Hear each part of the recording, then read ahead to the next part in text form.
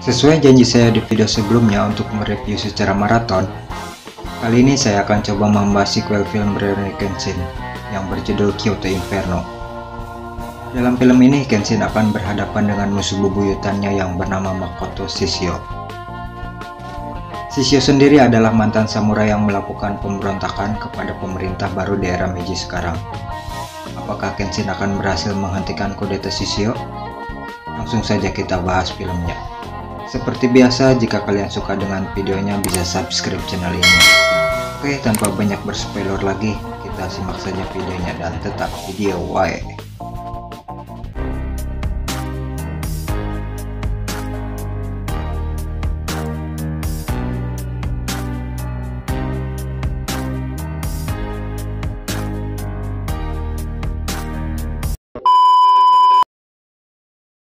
Di awal film, kita melihat Seto dan pasukannya sedang berada di suatu tempat untuk memburu seseorang yang diduga merupakan seorang penjahat kelas kakap.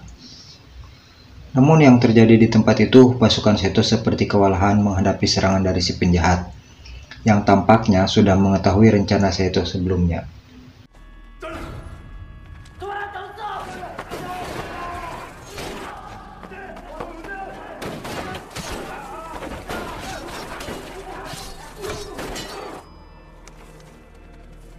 Terlihat satu persatu pasukan itu berjatuhan, hingga pada suatu tempat Seto berhadapan secara langsung dengan orang yang dicarinya, yaitu Makoto Shishio.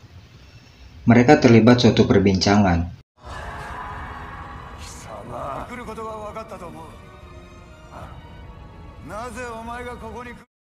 Dan saat Seto akan menyerang, anak buah Shishio yang sudah bersiap langsung mengeroyoknya, sehingga hal itu membuat Shishio bisa pergi dari sana.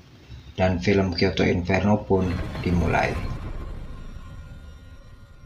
Setelah pertarungan terakhirnya melawan Jinei, Kenshin sekarang tinggal di dojo Kamiya-Kasen milik Kaoru. Tak lama dia kedatangan tamu polisi utusan pemerintah.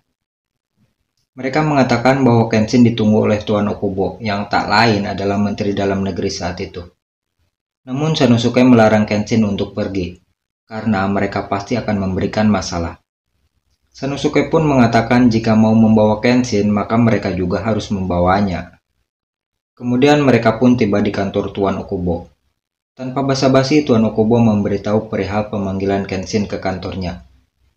Dia mengatakan bahwa ada seorang penjahat yang bernama Makoto Shishio akan merencanakan sesuatu di kota Kyoto.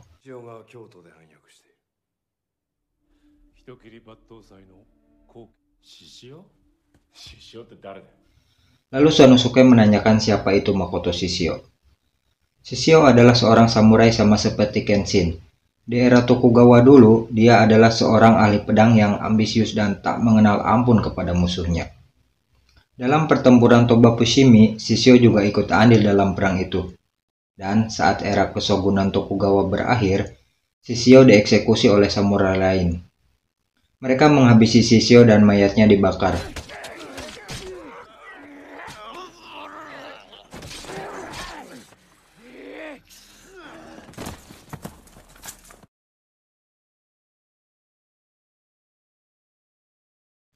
Hal itu dilakukan karena ketakutan pemerintah akan sikap Shishio. Namun tidak seperti sinetron Ajab Indosiar yang keserempet mobil langsung mati. Shishio bisa bangkit meski ia telah ditusuk dan dibakar. Hal itu menegaskan bahwa dia akan menuntut balas kepada pemerintahan sekarang.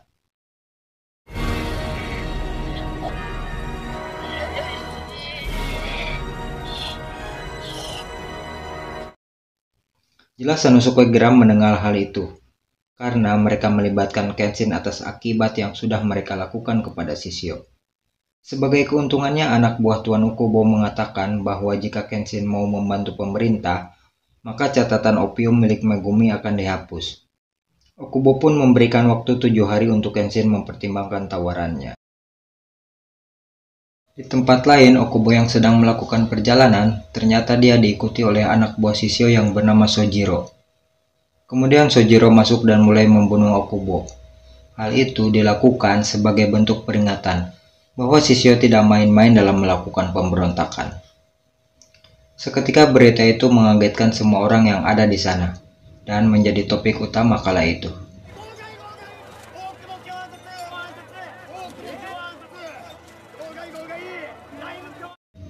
Kenshin yang melihat mayat Okubo mulai merasa gerah dengan apa yang sudah dilakukan oleh Shishio.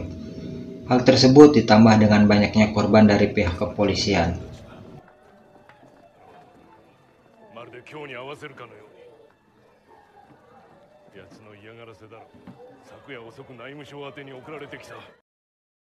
Setelah itu Kenshin menemui Kaoru untuk memberitahu bahwa dia akan pergi ke Kyoto untuk menghentikan Shishio. Jelas hal itu dilarang oleh Kaoru karena itu merupakan tugas dari pemerintah. Tapi Kenshin mengatakan bahwa setelah dia berhenti menjadi seorang pembantai, ada Shishio yang meneruskan jejaknya sebagai seorang pembunuh. Bahkan apa yang dilakukan oleh Shishio jauh lebih kejam daripada apa yang dilakukan Kenshin dulu. Sehingga hal itu harus segera dihentikan. Kaoru pun tidak bisa berbuat apa-apa selain merelakan Kenshin untuk pergi ke Kyoto. Sanosuke yang mendengar kepergian Kenshin langsung riuh dan memutuskan untuk menyusulnya.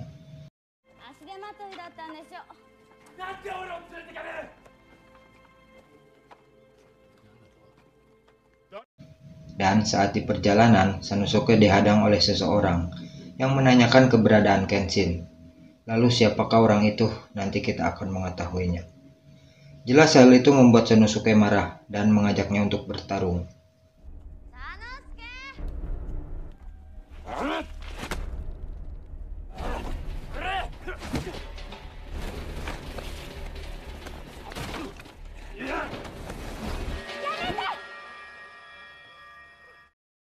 Shin kemudian pindah dengan memperlihatkan Kenshin yang sedang melakukan perjalanan.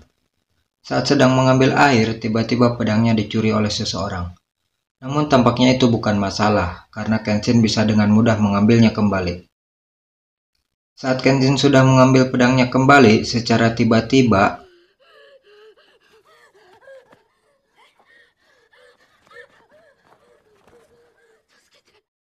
ada seorang anak datang dan meminta tolong untuk membantu kakaknya. Kemudian dia mengatakan bahwa desanya telah diserang oleh seseorang. Pagi harinya Kenshin datang ke desa itu, dan betapa terkejutnya mereka setelah melihat keadaan desa yang sudah porak-poranda akibat ulah Shishio. Tak lama anak buah Shishio datang dan mengepung tempat itu. Kemudian Kenshin menyuruh temannya untuk menjaga anak itu, dan dia sendiri akan menghajar semua berandalan di sana.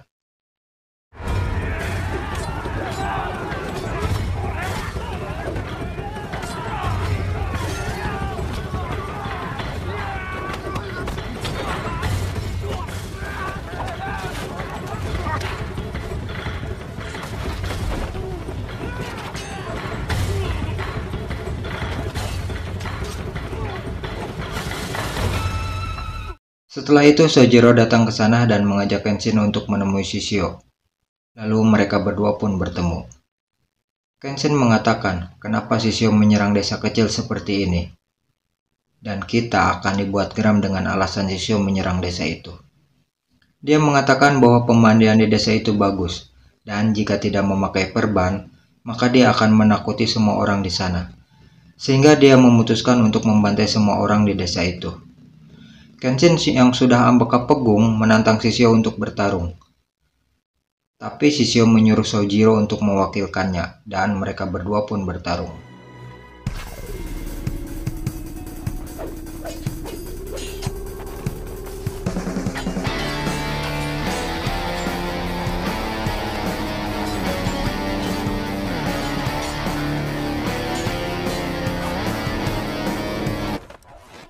Dari pertarungan itu Kenshin terlihat emosi, sehingga hal itu membuatnya kewalahan menghadapi teknik yang digunakan oleh Sojiro. Dan tanpa kita duga,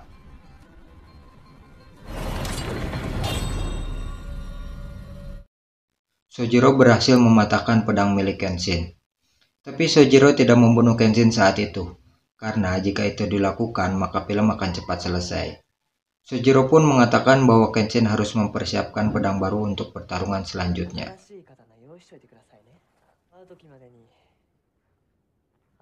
Di dojo Kamiya Kashin, Sanosuke pergi ke Kyoto untuk ikut bertarung bersama Kenshin.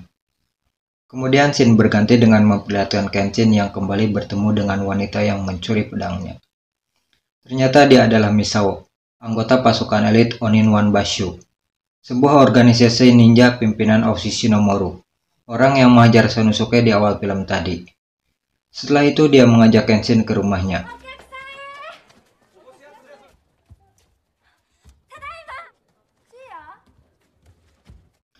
Di dalam rumah, Misao memperkenalkan Kenshin kepada kakeknya yang bernama Okina. Dan Okina menjelaskan kenapa Oshi sangat berambisi untuk bertarung dengan Kenshin. Hal tersebut dilandasi karena pada saat itu Shogun tidak pernah memandang kelompok ninja. Mereka seperti berada di bawah kasta dari para samurai. Hingga saat anak buah Oshi dihabisi, dia dendam dan bertekad membunuh samurai terkuat yaitu Kenshin, yang tak lain adalah Batosai sang pembantai. Sedikit informasi guys, dalam sistem pemerintahan Jepang dulu, kekuasaan tertinggi dipegang oleh kaisar, dan di bawah kaisar ada beberapa shogun atau jenderal yang ditempatkan di setiap distrik atau kota di wilayah Jepang. Di bawah shogun ada kasta samurai dan ninja.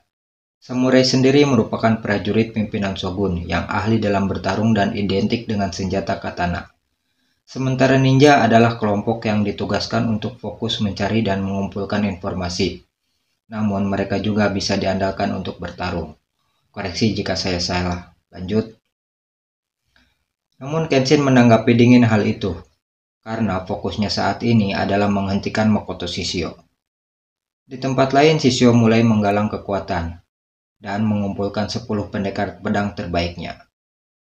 Satu di antara pendekar pedang itu bernama Chow, dan ditugaskan untuk mencari pedang yang akan digunakan Kenshin sebagai pengganti pedangnya, yang patah saat bertarung dengan Sojiro.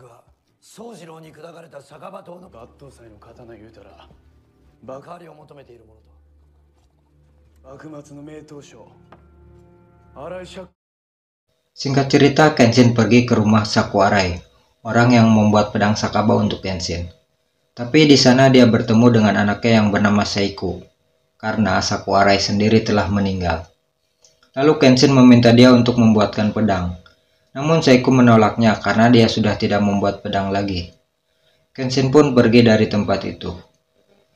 Tak berselang lama, Chow datang ke tempat itu dan membawa anak Seiku untuk ditukar dengan pedang milik ayahnya, karena dia yakin Sakuarai masih menyimpan pedang terakhirnya. Beruntung Seiku bertemu dengan Kenshin dan memberitahu perihal anaknya yang diculik oleh Chow.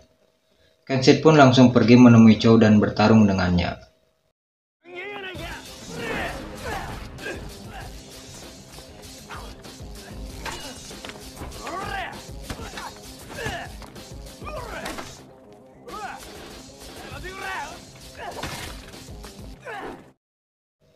Kenshin yang bersenjatakan pedang patah tampak kesulitan menghadapi serangan Chow. Seiku yang mengingat wasiat ayahnya segera mengambil pedang terakhir warisan dari sang ayah dan dengan cepat memberikannya kepada Kenshin.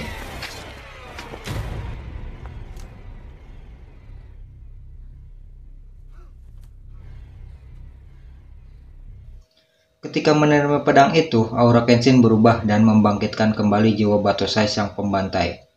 Saat Kenshin akan bersiap menggunakan teknik Hiten Mitsurugi, Kaoru datang ke tempat itu dan melarang Kenshin untuk menggunakan teknik itu. Tapi secara tiba-tiba,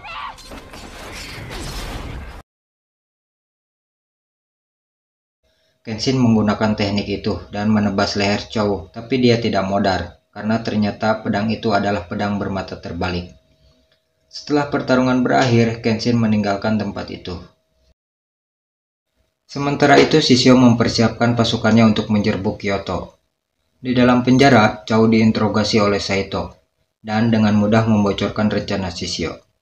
Kenshin sempat curiga dengan bocornya informasi itu, tapi dia tidak mempunyai pilihan lain. Setelah mendengar informasi itu, semua unsur mulai dari polisi, para ninja, dan samurai mempersiapkan diri untuk bertarung dengan Shishio. Semua warga sipil dievakuasi ke tempat aman.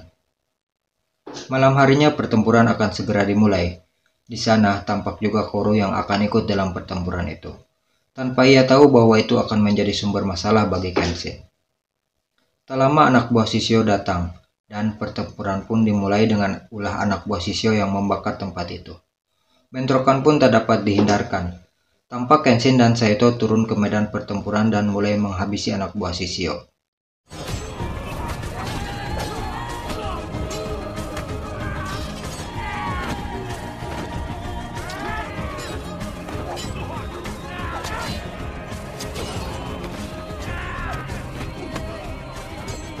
Para ninja pun tak luput untuk menghalau serangan dari anak buah Shishio.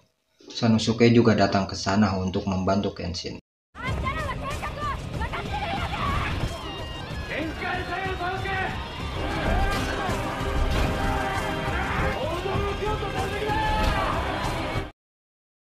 Di kediamannya, Okina kedatangan Aoshi yang masih kekeh berkedawang ingin mencari Kenshin. Kemudian dia menanyakan kepada Okina, tapi Okina tidak memberitahukan keberadaan Kenshin. Sehingga hal itu membuat Aoshi marah dan menantangnya untuk bertarung. Pertarungan antara senior dan junior pun terjadi.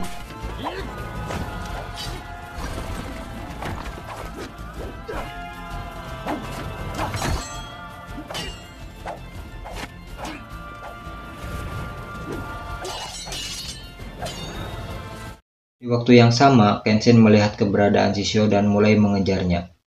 Tapi tampaknya itu hanyalah sebuah perangkap, karena faktanya itu adalah orang lain yang menyamar. Namun itu bukan masalah besar, karena dia bisa menghabisi mereka semua. Di tempat lain, pertarungan Okina dan Aoshi masih berlanjut. Namun, karena Okina kalah usia, dia pun harus tumbang di tangan Aoshi, juniornya sendiri. Tumbangnya Okina disaksikan sendiri oleh Misao, sehingga hal itu membuatnya benci terhadap Aoshi, orang yang selama ini dikaguminya.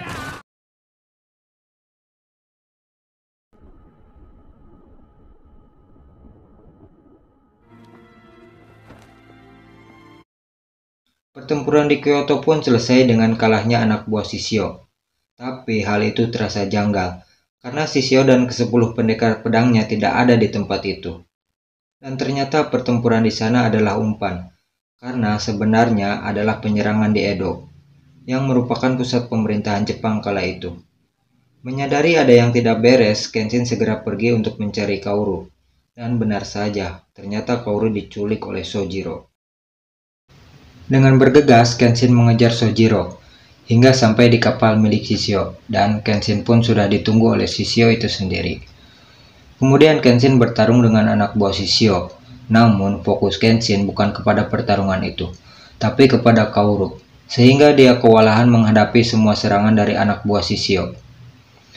Hingga suatu titik saat Kaoru dijatuhkan ke laut, seketika itu Kenshin pun menolong Kaoru dan menceburkan diri ke laut.